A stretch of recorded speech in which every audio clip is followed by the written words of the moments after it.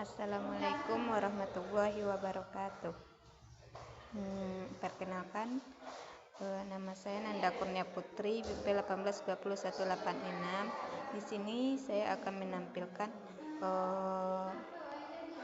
proposal saya, yaitu tentang peningkatan aktivitas dan hasil belajar IPS siswa kelas 4 di SDN 02 Muaro Sungai Lolo melalui model fitur and vektor. Yang pertama, latar belakang. Bab 1 latar belakang, di mana yang di latar belakangnya yaitu proses pembelajaran. Proses pembelajaran merupakan kegiatan melaksanakan kurikulum suatu lembaga pendidikan. Kegiatan tersebut dimaksudkan untuk mempengaruhi siswa dalam rangka mencapai tujuan pendidikan. Tujuan pendidikan adalah dasarnya adalah mengantarkan siswa ke arah perubahan tingkah laku, baik intelektual, moral maupun sosial, agar dapat hidup mandiri sebagai individu dan makhluk sosial. Oleh karena itu, perlu kita sadari bahwa proses pembelajaran di dalam kelas merupakan bagian yang sangat penting dari pendidikan. Menurut Istarani 2012 halaman 1 mengungkapkan bahwa model pembelajaran adalah seluruh rangkaian penyajian materi ajar yang meliputi segala aspek sebelum, sedang, dan sesudah pembelajaran. Berdasarkan hasil observasi yang peneliti lakukan di kelas 4 SDN 02 Muaro Sungai Lolo, peneliti melihat rendahnya aktivitas belajar siswa. Hal ini terlihat dari fenomena bahwa siswa yang tidak memperhatikan guru dalam pembelajaran, rendahnya aktivitas belajar siswa, seringnya siswa izin keluar masuk kelas, dan lain sebagainya. Siswa tidak mampu mengeluarkan pendapat dalam pembelajaran ketika diminta guru untuk bertanya. Jika ada yang belum mengerti, maka tidak ada seorang pun yang tampak mengacungkan tangan, apalagi jika diminta untuk membuat kesimpulan pun tidak ada yang bisa. Berdasarkan hasil wawancara peneliti dengan guru kelas 4 Ibu Desmi Wendri, SPD, SDN, hal ini disebabkan karena kurangnya konsentrasi belajar siswa, kurangnya disiplin dan memperhatikan. Hanya sekitar 10 orang yang memberi respon. Baiklah, di sini yang selanjutnya yaitu identifikasi masalah. Identifikasi masalah yang pertama yaitu guru kurang memfasilitasi siswa untuk beraktivitas dalam pembelajaran IPS. Yang kedua, rendahnya aktivitas siswa mengeluarkan pendapat dalam pembelajaran IPS. Yang ketiga, rendahnya aktivitas siswa membuat kesimpulan pada pembelajaran IPS. Yang keempat, kurangnya konsentrasi siswa dalam belajar. Yang kelima, kurangnya siswa yang memberi respon saat belajar. Yang keenam, hasil ulangan harian siswa pada pembelajaran IPS di kelas 4 masih banyak yang kurang dari KKM. Yang ketujuh, model fitur and vektor masih belum dikenal di SDN 02 Muaro Sungai Lolo. Selanjutnya yaitu yang C, batas masalah. Yang C yaitu batas masalah. Yang pertama, peningkatan aktivitas lisan siswa kelas 4 dalam mengeluarkan pendapat pada pembelajaran IPS. Yang kedua, peningkatan aktivitas mental siswa kelas 4 dalam membuat kesimpulan pada pembelajaran IPS. Yang ketiga, peningkatan hasil belajar ranah kognitif tingkat pengetahuan atau C1. Yang keempat, peningkatan hasil belajar ranah efektif tingkat respon atau sama dengan A2. Yang selanjutnya yaitu rumusan masalah, di mana di sini rumusan masalahnya yang pertama, bagaimana peningkatan aktivitas siswa kelas 4 dalam mengeluarkan pendapat. Yang kedua, bagaimana peningkatan aktivitas siswa kelas 4 dalam membuat kesimpulan. Yang ketiga, bagaimana peningkatan kemampuan siswa kelas 4 dalam menyebutkan materi pembelajaran. Yang keempat, bagaimana peningkatan kemampuan siswa kelas 4 dalam merespon pembelajaran. Selanjutnya, yang E, tujuan penelitian. Tujuan penelitian di sini yang pertama yaitu mendeskripsikan peningkatan aktivitas siswa kelas 4 dalam mengeluarkan pendapat pada pembelajaran IPS. Yang kedua, mendeskripsikan peningkatan aktivitas siswa kelas 4 dalam membuat kesimpulan pada pembelajaran IPS. Yang ketiga, mendeskripsikan peningkatan kemampuan siswa kelas 4 dalam menyebutkan pada pembelajaran IPS. Yang keempat, mendeskripsikan peningkatan kemampuan siswa kelas 4 dalam merespon pada pembelajaran IPS. Selanjutnya yaitu yang F, manfaat penelitian. Manfaat penelitian di sini terbagi menjadi 3 aspek. Yang pertama, manfaat teoritis. Manfaat teoritis terbagi menjadi 3, yaitu bagi pengembangan ilmu pengetahuan, penerapan pembelajaran dengan menggunakan model vektor dapat mengembangkan ilmu pengetahuan sehingga meningkatkan aktivitas dan hasil belajar siswa. Yang selanjutnya, peneliti lain menjadi acuan dalam melakukan penelitian selanjutnya. Yang selanjutnya, pembacaan penerapan pembelajaran dengan menggunakan model vektor dapat bermanfaat sebagai masukan untuk menerapkan model pembelajaran vektor yang sesuai dengan materi ajar.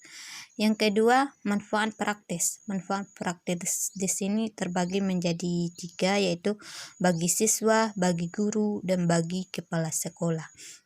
Bagi siswa, manfaatnya membuat siswa meningkatkan aktivitas belajar dengan menggunakan model vektor dapat mengikuti pembelajaran IPS dengan baik. Bagi guru, untuk mengembangkan kemampuan guru dalam proses pembelajaran IPS dengan menggunakan model vektor. Sedangkan bagi kepala sekolah, dapat memberikan perubahan dalam penggunaan perilaku siswa sehingga tidak hanya menciptakan lulusan yang mempunyai inteligensi tinggi, aktif, cepat tanggap, tetapi juga menciptakan lulusan yang bermoral sesuai dengan tujuan pendidikan nasional. Yang terakhir, manfaat yang terakhir yaitu manfaat akademis. Di mana manfaat akademis di sini dari segi manfaat akademis hasil penelitian ini terutama bagi peneliti dapat meningkatkan pemahaman penelitian tentang penelitian tindakan kelas atau PTK. Secara umum dapat menambahkan pengetahuan serta kemampuan penelitian tentang model pembelajaran vektor dalam proses pembelajaran IPS nantinya. Yang selanjutnya yaitu bab 2, kerangka teoritis. Kerangka teoritis di sini pada bab 2 ada pembagiannya. Yang pertama yaitu kajian teori. Kajian teori di sini terbagi menjadi beberapa. Yang pertama, pengertian pembelajaran. Pengertian pembelajaran menurut para ahli, menurut Supriyatiningrum 2013 halaman 75, pembelajaran adalah serangkaian kegiatan yang melibatkan informasi dan lingkungan yang disusun secara terencana untuk memudahkan siswa dalam pembelajaran. Menurut Sanjaya dalam Supriyatiningrum 2013 halaman 76 menyatakan bahwa pembelajaran diasumsikan mempermudah siswa mempelajari segala sesuatu melalui berbagai macam media seperti bahan-bahan cetak, program, televisi, gambar, audio, dan sebagainya. Sedangkan menurut Gagne dalam Supriyatiningrum 2013 halaman 76 menyatakan bahwa pembelajaran merupakan bagian dari mengajar yang mana para guru lebih ditekankan kepada bagaimana merancang atau mengaransemen berbagai sumber dan fasilitas yang tersedia. Berdasarkan pendapat tersebut dapat disimpulkan bahwa pembelajaran merupakan proses belajar pada siswa yang mana guru sebagai fasilitator dalam belajar mengajar.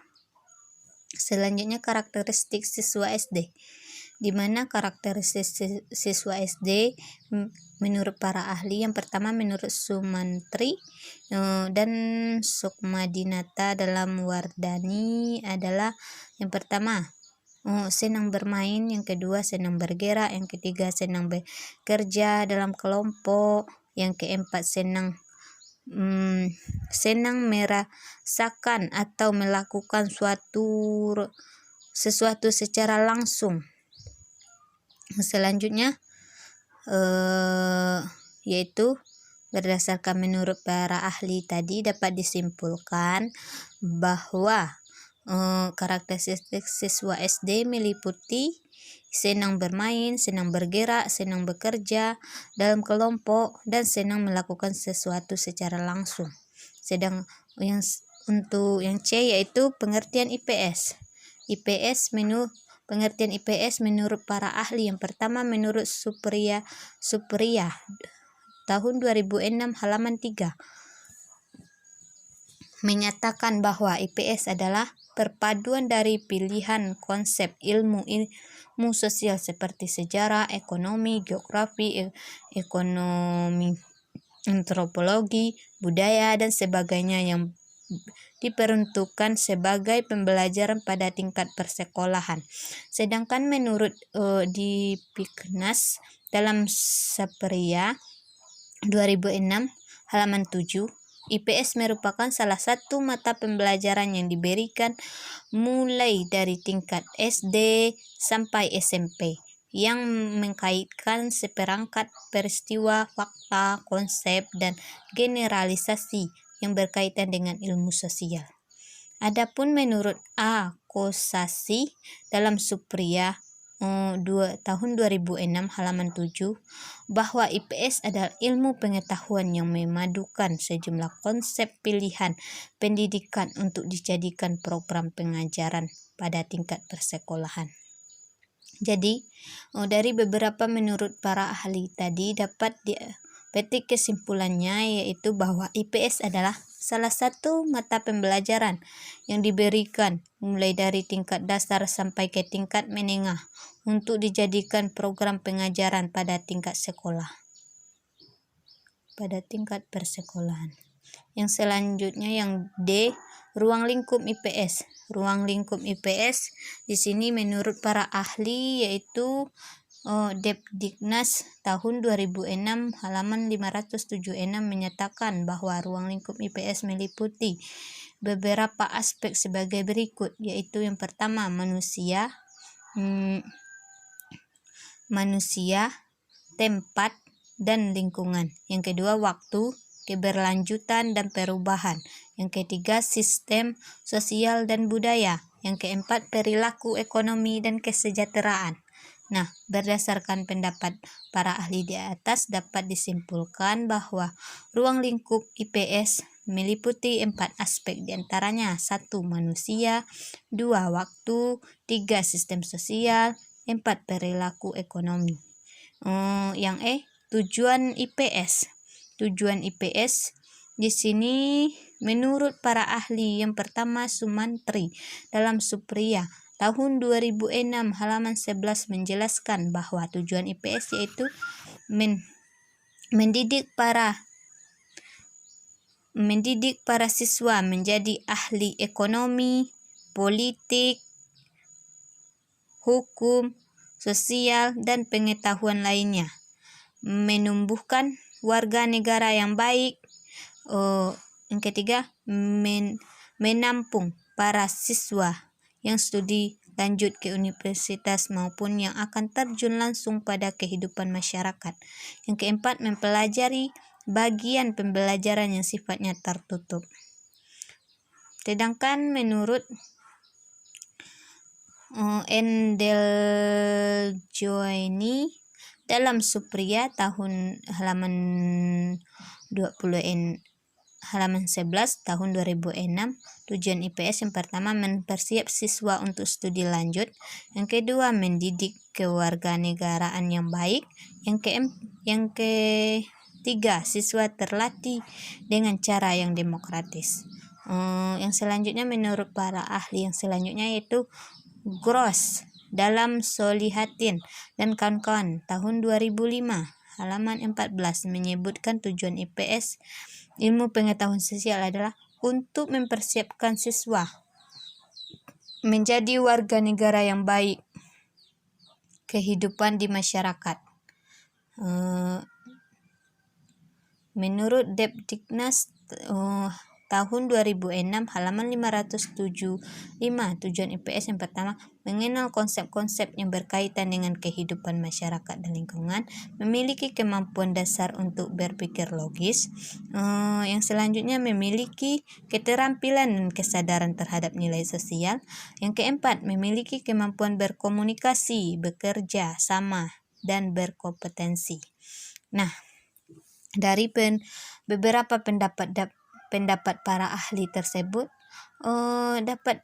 dapat disimpulkan oleh peneliti, yaitu bahwa ilmu pengetahuan sosial bertujuan agar siswa memiliki kesadaran dan kepedulian terhadap masyarakat dan lingkungannya melalui pemahaman terhadap nilai-nilai sejarah dan kebudayaan. Selain itu, siswa juga dapat berpikir lebih logis dan kritis dalam menghadapi berbagai masalah. Yang selanjutnya yang F, karakteristik IPS menurut para ahli. Yang pertama menurut D. Jahirin dalam Supriya tahun 2006 halaman 8 menjelaskan ciri dan sifat utama dari pembelajaran IPS. Yang pertama, IPS berusaha mempertautkan teori ilmu dengan fakta atau sebaliknya. Yang kedua, penelaah dan pembahasan IPS tidak hanya dari suatu ilmu disiplin saja. Yang ketiga, mengutamakan peran aktif siswa melalui pembelajaran inquiry agar siswa mampu mengembangkan berpikir kritis, rasio, dan analitis. Yang keempat, program pembelajaran disusun dengan meningkatkan bahan-bahan dari berbagai ilmu sosial dan lain dengan kehidupan nyata. Yang kelima, IPS dihadapkan secara konsep dan kehidupan sosial yang sangat labil. Berdasarkan menurut para ahli tadi, dapat disimpulkan oleh peneliti bahwa karakteristik IPS meliputi IPS berusaha mempertautkan teori ilmu dengan fakta atau sebaliknya. Pembahasan IPS tidak hanya dari satu bidang ilmu disiplin saja dan lain-lainnya. Yang kedua yaitu tinjauan tentang model vektor and vektor. Dalam tinjauan tentang model vektor and vektor ini juga terbagi menjadi beberapa. Yang pertama, pengertian model vektor and vektor. Pengertian model vektor and vektor menurut para ahli yang pertama Istarani tahun 2012 halaman 7. Vektor and vektor merupakan suatu rangkaian materi ajar dengan menunjukkan gambar-gambar konkret kepada siswa sehingga siswa dapat memahami secara jelas tentang makna hakiki dari materi yang disampaikan kepadanya. Nah, dari menurut para ahli tadi dapat peneliti simpulkan bahwa pembelajaran model vektor and vektor merupakan suatu proses pembelajaran yang menggunakan gambar-gambar yang menyangkut materi pembelajaran. Untuk selanjutnya yaitu langkah-langkah model pembelajaran vektor and vektor. Langkah-langkah menurut para ahli yang pertama menurut Suprijono tahun 2012 halaman 125, yaitu yang pertama Guru menyampaikan kompetensi yang ingin dicapai. 2. Menyajikan materi sebagai pengantar. 3. Guru menunjukkan atau memperhatikan suatu gambar-gambar kegiatan berkaitan dengan materi. 4. Guru menunjukkan atau memanggil siswa secara bergantian memasang atau mengurutkan gambar. Yang kelima, guru akan menanyakan alasan atau dasar pemikiran gambar tersebut. Yang keenam, dari alasan atau urutan gambar tersebut, guru memulai menanamkan konsep atau materi. Yang selanjutnya yaitu menurut Istarani juga tahun 2012 halaman 7. Yang pertama yaitu guru menyampaikan kompetensi yang ingin dicapai. Kedua, menyajikan materi sebagai pengantar. Yang ketiga, guru menunjukkan atau memperlihatkan gambar-gambar kegiatan dengan materi. Yang keempat, guru menunjukkan atau memanggil peserta didik secara bergantian untuk memasang atau mengurutkan gambar-gambar menjadi urutan yang logis. Yang kelima, guru menanyakan alasan atau dasar pemikiran urutan gambar tersebut. Yang keenam, dari alasan atau dasar tersebut, guru mulai menanamkan konsep atau materi sesuai dengan kompetensi yang ingin dicapai. Yang ketujuh, kesimpulan atau rangkumannya. Nah, berdasarkan menurut para ahli tadi, peneliti dapat menyimpulkan bahwa langkah-langkah model vektor yakni dari awal pembelajaran guru menyampaikan kompetensi yang ingin dicapai terlebih dahulu serta memperhatikan gambar dan menunjuk siswa secara bergantian untuk mengurutkan gambar sesuai dengan materi pembelajaran. Nah, selanjutnya yaitu kelebihan dan kelemahan model picture and vector. Menurut Istarani tahun 2012 halaman 8. Kelebihan materi yang diajarkan terarah karena pada awal pembelajaran guru menjelaskan kompetensi yang ingin dicapai. Yang kedua, siswa lebih cepat menangkap materi ajar karena guru menunjukkan gambar-gambar dari materi yang ada. Ketiga, dapat meningkatkan daya nalar atau pikir siswa. Yang keempat, dapat meningkatkan tanggung jawab siswa. Yang kelima, pembelajaran lebih berkesan sebab siswa dapat secara langsung mengamati gambar. Berdasarkan pendapat tersebut, dapat diketahui bahwa kelebihan model vektor yakni materi pembelajaran yang diajarkan oleh guru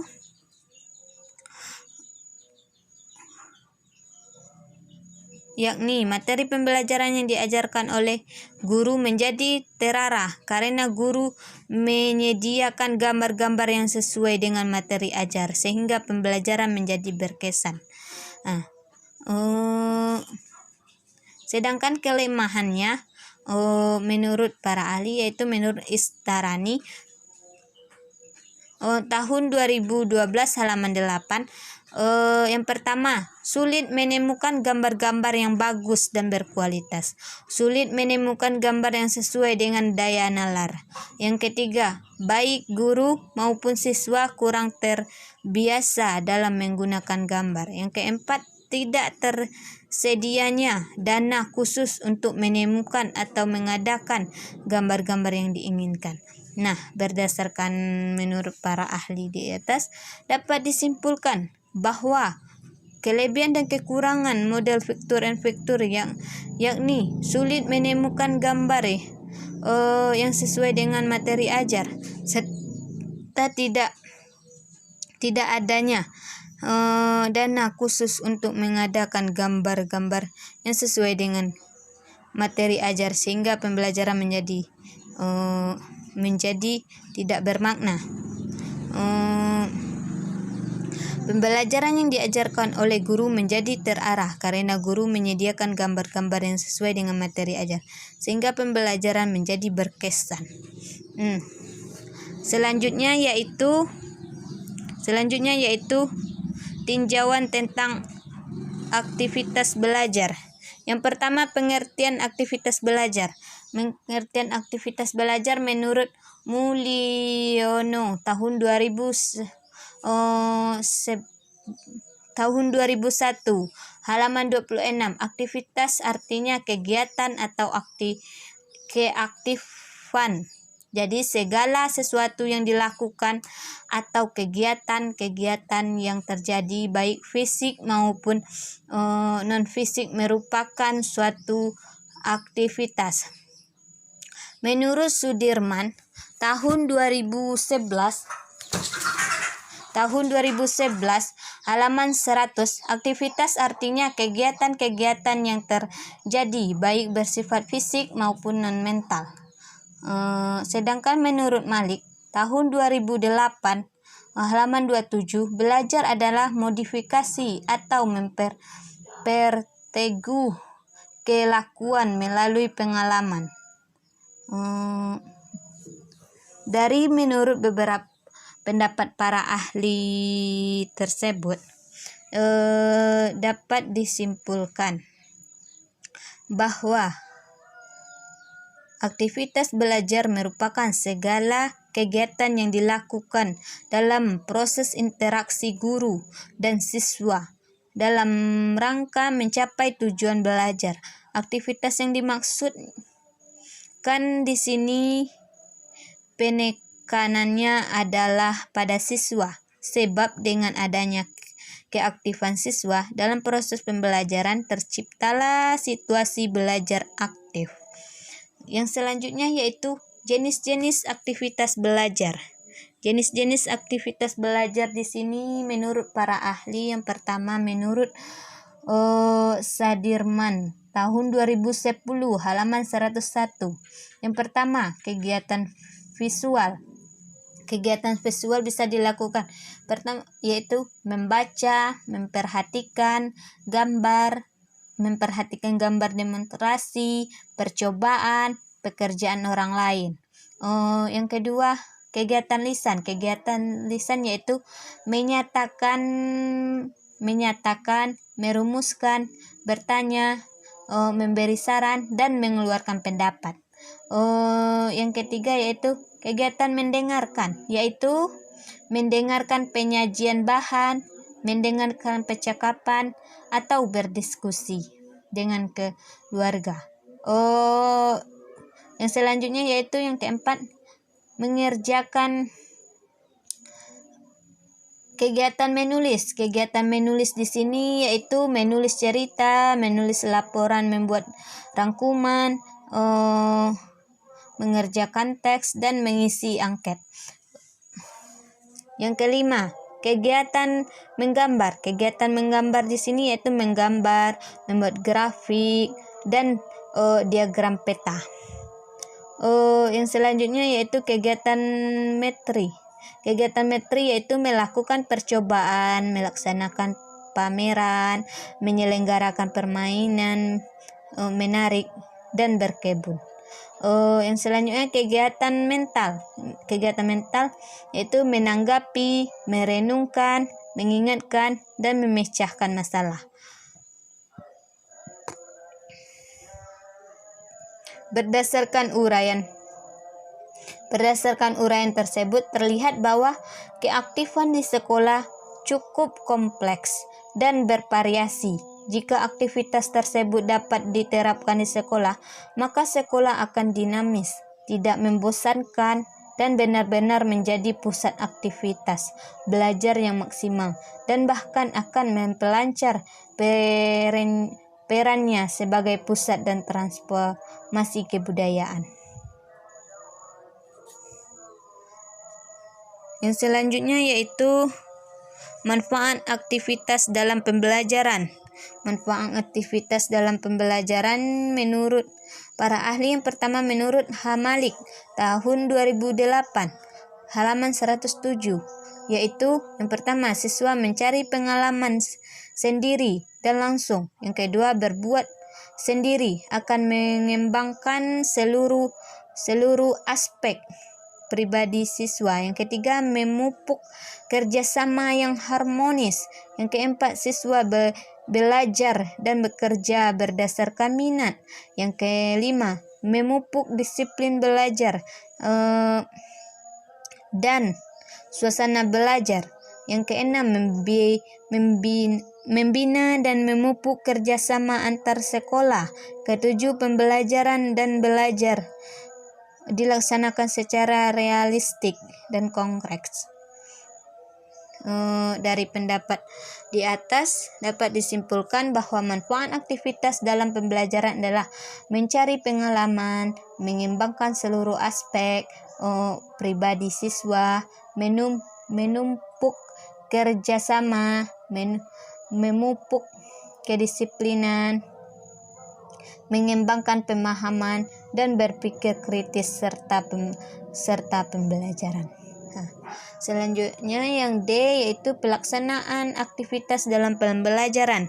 Pelaksanaan aktivitas dalam pembelajaran menurut para ahli yaitu menurut Hamalik tahun 2008 halaman 176.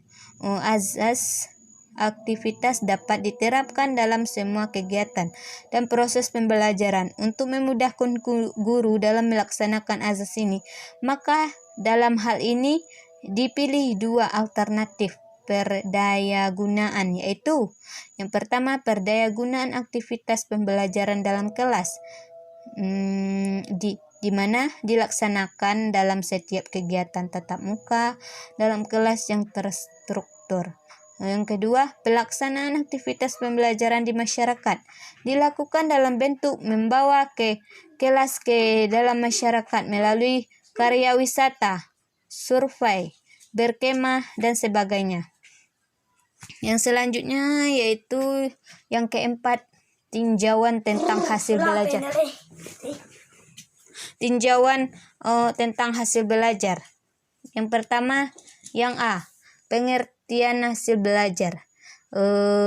Di mana menurut para ahli yaitu menurut Supriyatiningrum tahun 2013 halaman 37 menyatakan bahwa hasil belajar sangat erat kaitannya dengan belajar atau proses belajar.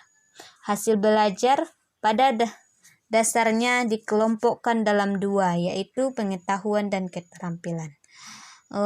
Sedangkan menurut Sudjana tahun 2013 halaman 22, hasil belajar adalah kemampuan-kemampuan yang dimiliki siswa setelah ia menerima pengalaman belajar.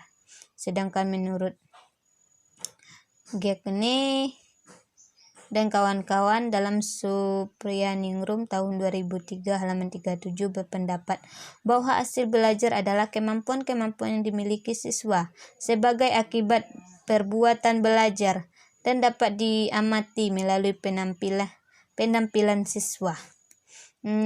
Selanjutnya menurut Suprijono, di mana menurut Suprijono tahun 2012 halaman 5, hasil belajar adalah pola-pola perbuatan, pengertian, sikap-sikap, apresiasi, dan keterampilan.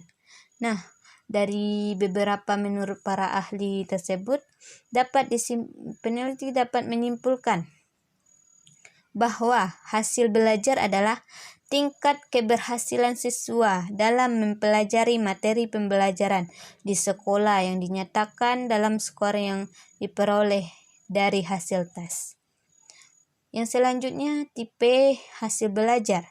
Tipe hasil belajar di sini menurut para ahli yaitu menurut Supriyatiningrum tahun 2013 halaman 38 menyebutkan ada 3 aspek. Yang pertama yaitu aspek kognitif, di mana aspek kognitif yaitu kemampuan yang berhubungan dengan berpikir, mengetahui, dan memecahkan masalah, seperti pengetahuan komprehensif, aplikatif, dan sistensis. Yang kedua yaitu aspek efektif, di mana yaitu kemampuan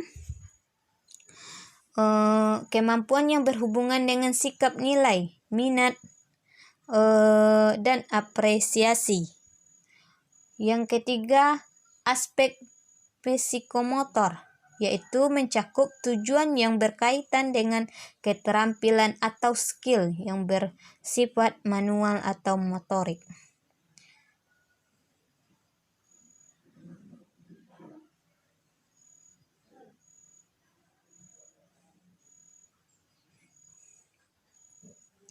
Yang selanjutnya yaitu objek penilaian hasil belajar. Objek penilaian hasil belajar di sini di mana menurut para ahli yaitu menurut Supriyatiningrum tahun 2013 halaman 37 menyatakan kualitas hasil belajar atau prestasi belajar diduga dipengaruhi pula oleh tinggi rendahnya motivasi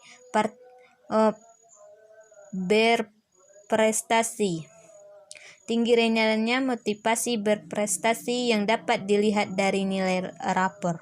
Untuk menunjukkan tinggi rendahnya atau baik buruknya hasil belajar yang dicapai siswa, ada beberapa cara. Salah satu cara yang sudah lazim digunakan adalah dengan memberi skor terhadap kemampuan atau keterampilan yang dimiliki siswa setelah mengikuti proses belajar tersebut.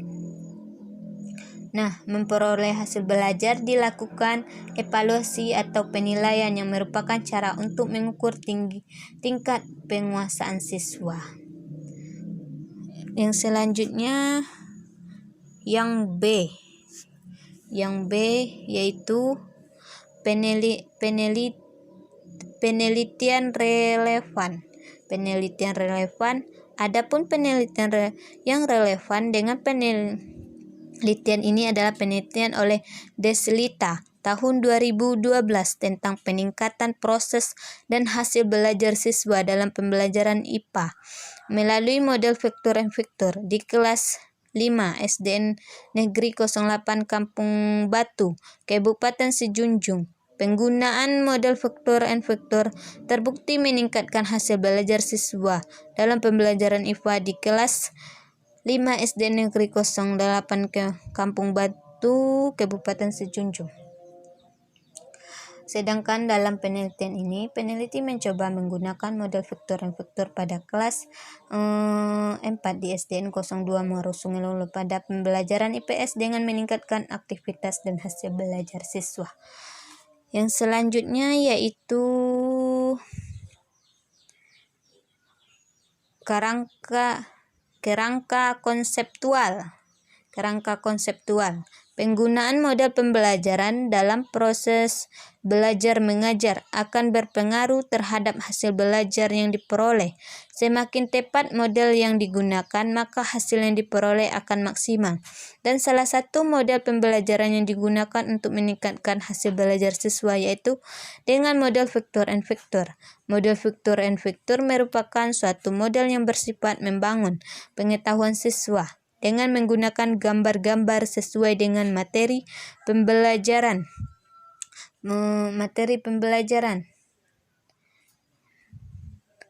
Materi pembelajaran siswa lebih aktif di dalam pembelajaran karena mereka dapat mempengaruhi gambar-gambar dengan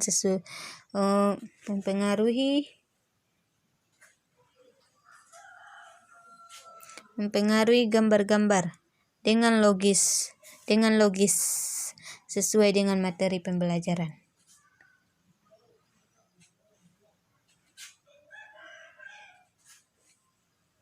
Model vektor dapat dilaksanakan dengan 7 langkah pembelajaran, yaitu menyampaikan kompetensi yang ingin dicapai, menyajikan materi, memperlihatkan gambar-gambar sesuai dengan materi ajar, mengurutkan gambar-gambar secara logis, menjelaskan alasan logis, mengurutkan gambar-gambar tersebut. Selanjutnya kesimpulan.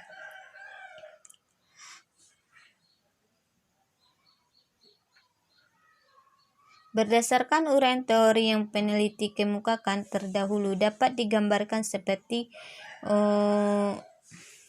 bagannya ada di proposal. Yang pertama yaitu langkah-langkah model vektor. Yang pertama menyampaikan kompetensi, menyajikan materi, menampilkan gambar, dan terakhir yaitu kesimpulan.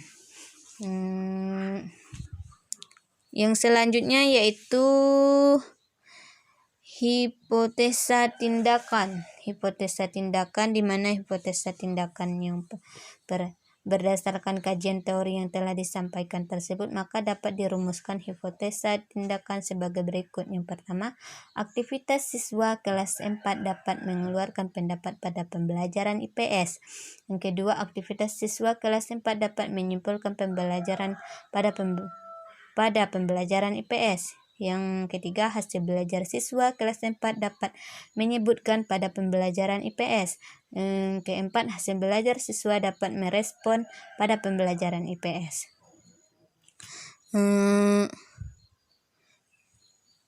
Yang selanjutnya yaitu bab 3, di mana bab 3 di sini terdapat metodologi penelitian. Metodologi penelitian ini yang pertama yaitu jenis penelitian. Jenis penelitian di sini menurut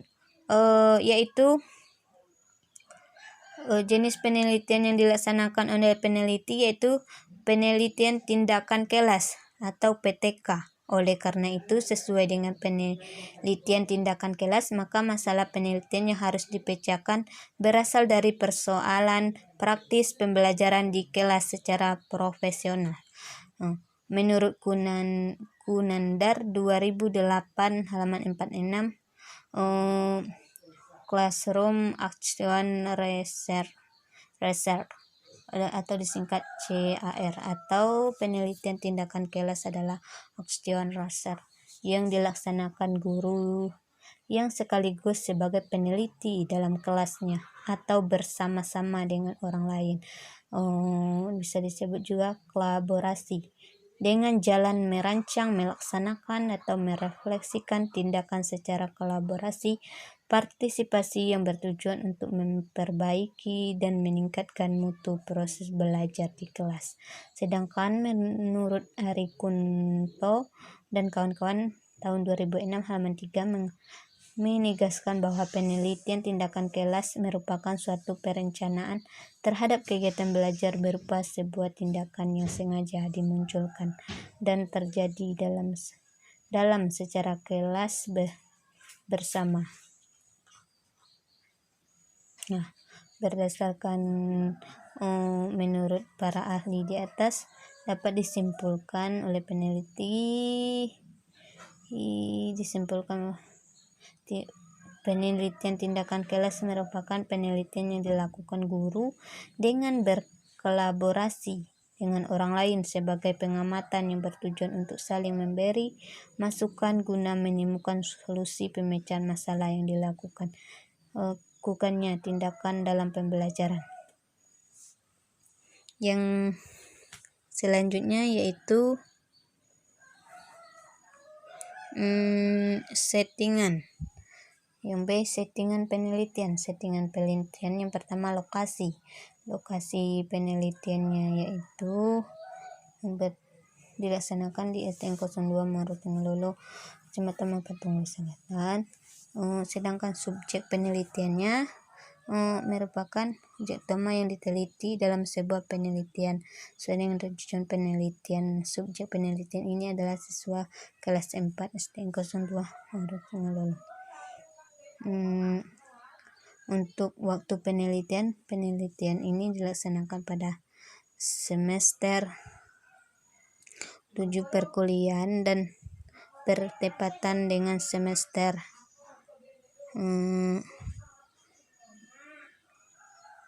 penelitian ini dilakukan pada semester 6 perkuliahan dan bertepatan dengan semester 2 di SD tahun ajaran 2020-2021. Prosedur penelitian. Prosedur penelitian di sini terdapat beberapa tahap. Yang pertama tahap perencanaan. tahap perencanaan sesuai dengan rumusan masalah hasil studi pendahuluan penelitian. Bersama guru membuat rancangan tindakan yang akan dilakukan. Tindakan ini berupa pembelajaran IPS dengan menggunakan model pembelajaran vektor-vektor. Kegiatan ini dimulai dengan merumuskan rancangan tindakan pembelajaran IPS berdasarkan model vektor-vektor, yaitu dengan kegiatan sebagai berikut: menetapkan jadwal selama penelitian, menyusun rancangan tindakan berupa RPP, membuat soal yang akan dipergunakan dalam pembelajaran, menyusun lembaran observasi untuk mencatat aktivitas siswa. Kedua, tahap pelaksanaan tindakan. Tahap ini dimulai dengan melaksanakan pembelajaran IPS dengan menggunakan model vektor-vektor sesuai dengan rencana. Penelitian ini dilaksanakan dengan 2 siklus. Setiap siklus dilaksanakan dalam pembelajaran dengan 2 tema sesuai dengan rencana pembelajaran yang telah disusun. Kegiatan ini dilakukan oleh peneliti sendiri dengan teman sejawat sebagai pengamatan.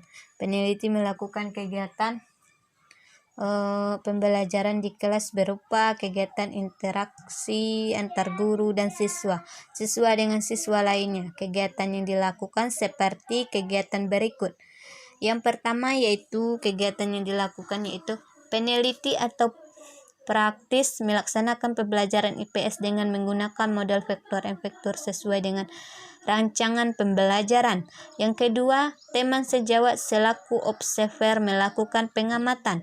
Yang ketiga, peneliti dan teman sejawat melakukan diskusi terhadap tindakan yang dilakukan. Yang ketiga, tahap pengamatan, di mana tahap pengamatan terhadap tindakan pembelajaran IPS kelas 4 dengan model pembelajaran vektor-vektor dilakukan bersama dengan pelaksanaan tindakan. Hal ini dilakukan secara intensif, objektif, dan sistematis. Pengamatan dilakukan oleh guru pada waktu peneliti melaksanakan tindakan pembelajaran. Pengamatan dilakukan secara terus-menerus melalui 2 siklus, siklus 1 sampai dan siklus 2. Pengamatan yang dilakukan pada siklus 1 dapat mempengaruhi penyusunan tindakan pada siklus selanjutnya. Hasil pengamatan ini kemudian didiskusikan dengan guru dan diadakan refleksi untuk perencanaan siklus berikutnya. Yang keempat, tahap refleksi. Tahap refleksi diadakan setiap satu tindakan berakhir. Dalam tahap ini, peneliti dan observer mengadakan diskusi terhadap tindakan yang dilakukan. Hal-hal yang didiskusikan yang pertama yaitu menganalisis tindakan yang baru dilakukan. Yang kedua, mengulas dan menjelaskan perbedaan rencana dan pelaksanaan tindakan yang telah dilakukan. Yang ketiga, melakukan interferensi pemaknaan dan penyimpulan data. Yang selanjutnya yaitu jenis data dan sumber data. Jenis data dan sumber data di sini terbagi menjadi 2. Yang pertama, data penelitian. Di sini data penelitian ini berupa data kuantitatif dan kuantitatif. Data kuantitatif ini berupa hasil pengamatan aktivitas belajar siswa dan dalam pembelajaran, mengenal pembelajaran, teknologi, produksi, komunikasi, dan transportasi, serta pengalaman menggunakannya. Sedangkan data kuantitatif diperoleh dari hasil belajar siswa. Seberapa jauh siswa dapat memahami materi yang diajarkan dengan menggunakan model pembelajaran vektor-vektor pada siswa kelas 4 STN 02 Marosungil Kecamatan Mapantang Selatan.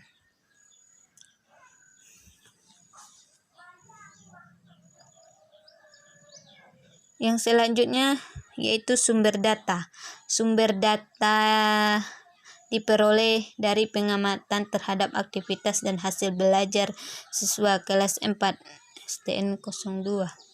Marosongunulu, Kecamatan Mapatunggu Selatan, dengan materi mengenal perkembangan teknologi, produksi, komunikasi, dan transportasi, serta pengalaman menggunakannya dengan menggunakan model pembelajaran vektor-vektor dan data yang penulis butuhkan dalam penelitian ini adalah kuantitatif dan kuantitatif.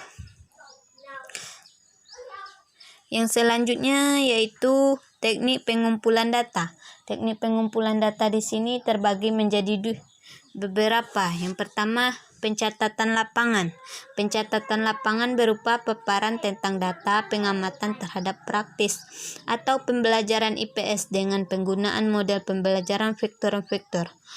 Unsur-unsur yang diamati dalam pelaksanaan tertera pada lembaran observasi.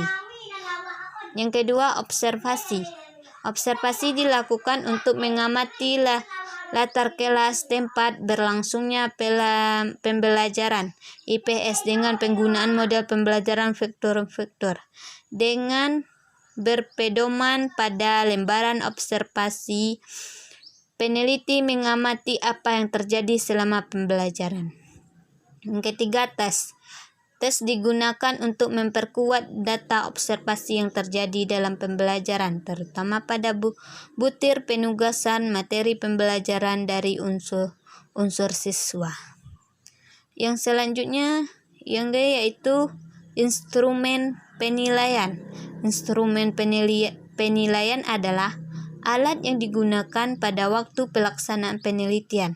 Dalam penelitian ini, instrumen yang digunakan berupa yang pertama, lembar penilaian RPP, yang selanjutnya lembar observasi aktivitas siswa, yang selanjutnya lembar observasi aktivitas guru, selanjutnya LKS, selanjutnya tes hasil belajar siswa, yang selanjutnya lembar observasi untuk mengetahui aktivitas dan hasil belajar siswa, dan penilaian di kelas serta foto-foto pada saat pembelajaran berlangsung.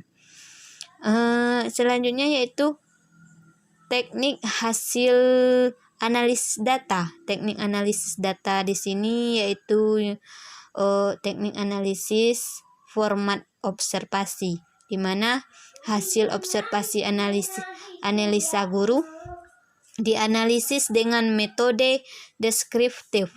Tiap item dinilai dengan kategori sangat baik, baik, cukup, sangat baik, baik, cukup. Setiap kategori diberi skor yang berbeda.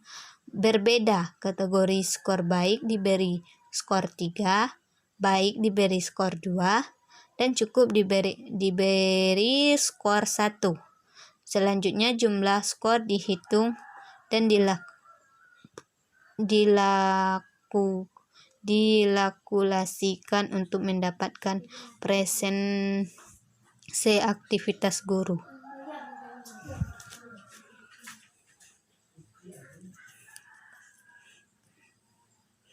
Nah, sekianlah presentasi proposal saya. Saya akhiri dengan Assalamualaikum warahmatullahi wabarakatuh.